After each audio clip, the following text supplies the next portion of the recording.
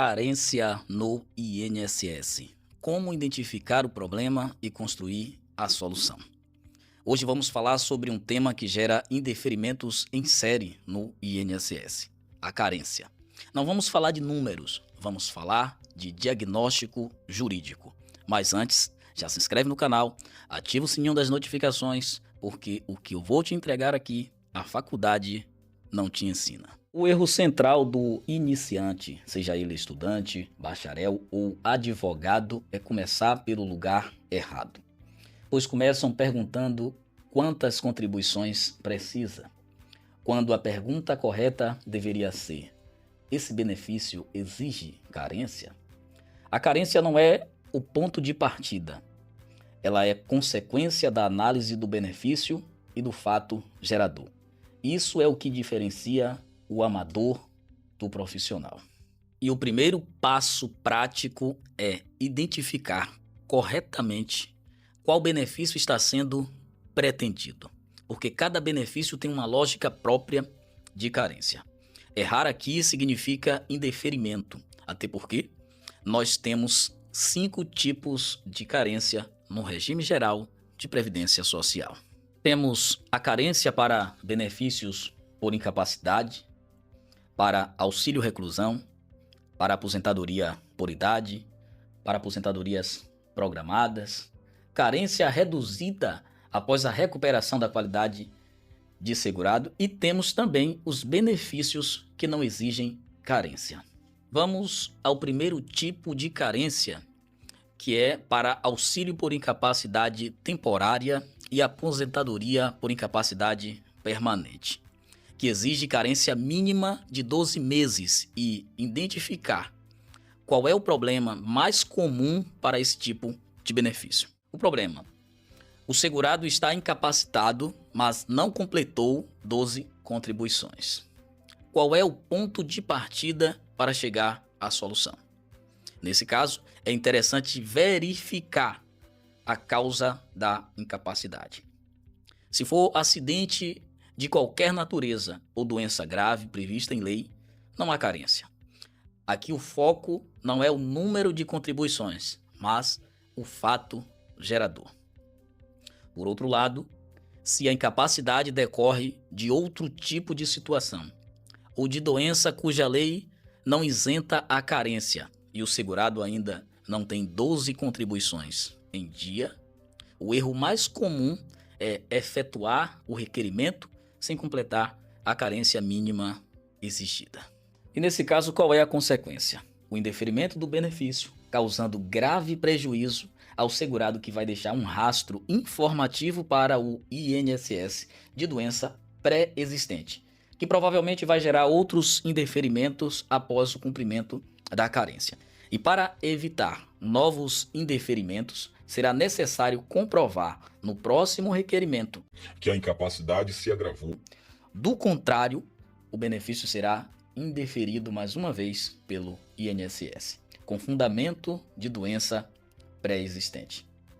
E por que isso acontece? Porque identificou o fato gerador, identificou a qualidade de segurado, mas ignorou o requisito carência.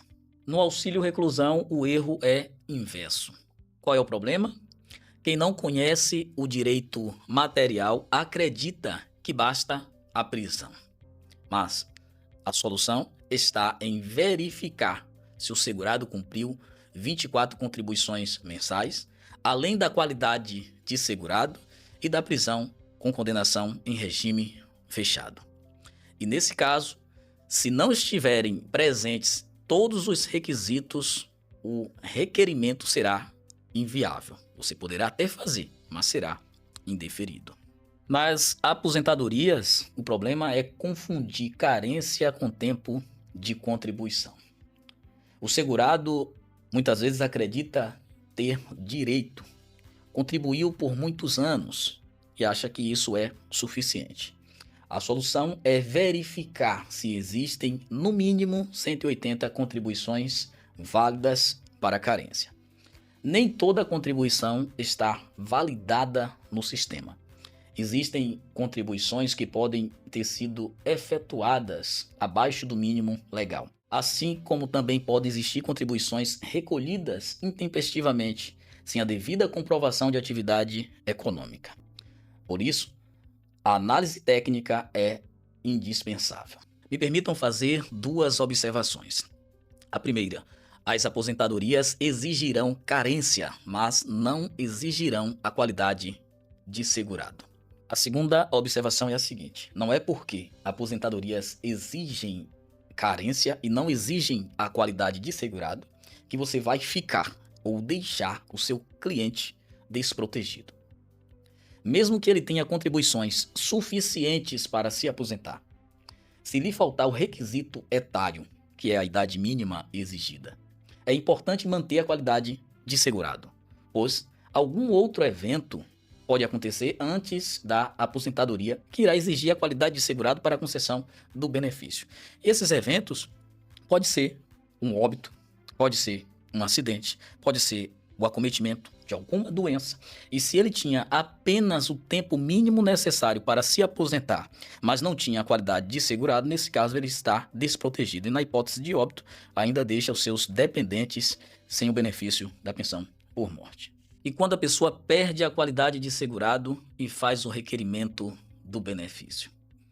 Aqui está um dos maiores pontos de indeferimentos: não observar a necessidade de cumprir a carência reduzida após a recuperação da qualidade de segurado. É um erro gravíssimo.